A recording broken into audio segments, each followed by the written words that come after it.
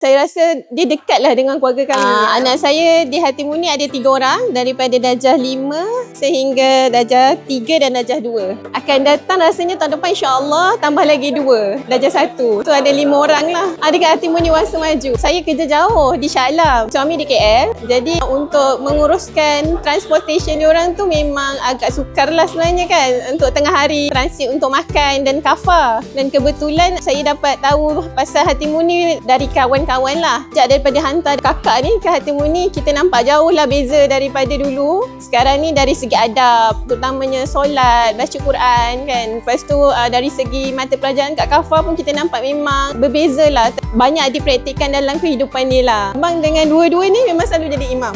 Untuk adik-adik dia kat rumah lah sebab ramai kan, 5 orang.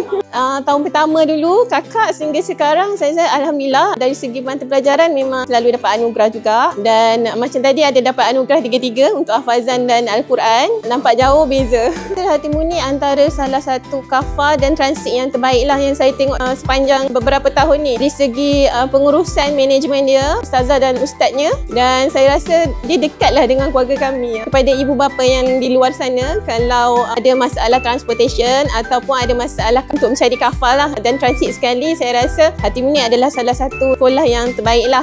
Terima kasih Hatimunik.